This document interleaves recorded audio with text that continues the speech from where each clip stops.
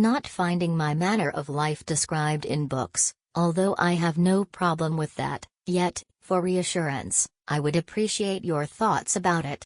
In conversation some days ago, a devout person told me the spiritual life was a life of grace, which begins with servile fear, which is increased by hope of eternal life, and which is consummated by pure love, that each of these states had its different steps, by which one arrives at last at that blessed consummation. I have not followed these methods at all.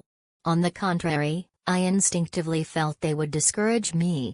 Instead, at my entrance into religious life, I took a resolution to give myself up to God as the best satisfaction I could make for my sins and, for the love of Him, to renounce all besides. For the first years, I commonly employed myself during the time set apart for devotion with thoughts of death, judgment, hell, heaven, and my sins. Thus I continued some years, applying my mind carefully the rest of the day, and even in the midst of my work, to the presence of God, whom I considered always as with me, often as in my heart. At length I began to do the same thing during my set time of prayer, which gave me joy and consolation. This practice produced in me so high an esteem for God that faith alone was enough to assure me. Such was my beginning. Yet I must tell you that for the first 10 years I suffered a great deal. During this time I fell often, and rose again presently.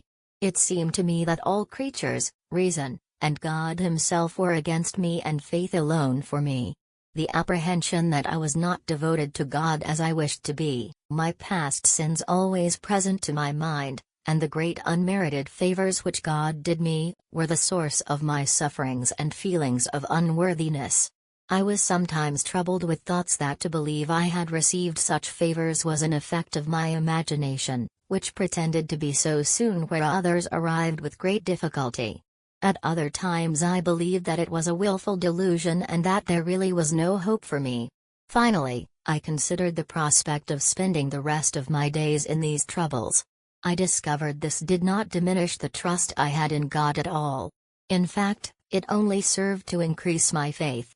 It then seemed that, all at once, I found myself changed. My soul, which, until that time was in trouble, felt a profound inward peace, as if she were in her center and place of rest. Ever since that time I walk before God simply, in faith, with humility, and with love. I apply myself diligently to do nothing and think nothing which may displease Him. I hope that when I have done what I can, He will do with me what He pleases. As for what passes in me at present, I cannot express it. I have no pain nor difficulty about my state because I have no will but that of God. I endeavor to accomplish His will in all things. And I am so resigned that I would not take up a straw from the ground against His order or from any motive but that of pure love for Him. I have ceased all forms of devotion and set prayers except those to which my state requires. I make it my priority to persevere in His holy presence, wherein I maintain a simple attention and a fond regard for God, which I may call an actual presence of God. Or, to put it another way, it is an habitual, silent, and private conversation of the soul with God.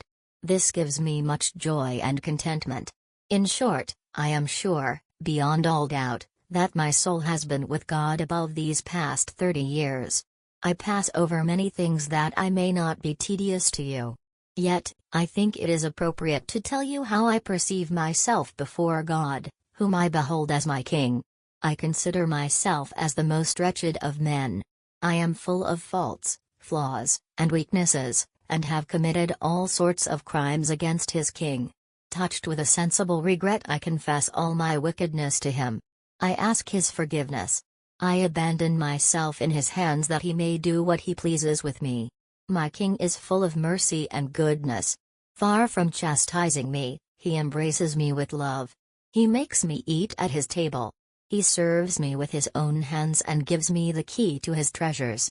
He converses and delights Himself with me incessantly, in 1,000 ways. And He treats me in all respects as His favorite. In this way I consider myself continually in His holy presence. My most usual method is this simple attention, an affectionate regard for God to whom I find myself often attached with greater sweetness and delight than that of an infant at the mother's breast. To choose an expression, I would call this state the bosom of God, for the inexpressible sweetness which I taste and experience there. If, at any time, my thoughts wander from it from necessity or infirmity, I am presently recalled by inward emotions so charming and delicious that I cannot find words to describe them. Please reflect on my great wretchedness, of which you are fully informed, rather than on the great favors God does one as unworthy and ungrateful as I am. As for my set hours of prayer, they are simply a continuation of the same exercise. Sometimes I consider myself as a stone before a carver, whereof he is to make a statue. Presenting myself thus before God, I desire Him to make His perfect image in my soul and render me entirely like Himself. At other times, when I apply myself to prayer, I feel all my spirit lifted up without any care or effort on my part. This often continues as if it was suspended yet firmly fixed in God like a center or a place of rest. I know that some charge this state with inactivity, delusion, and self-love. I confess that it is a holy inactivity.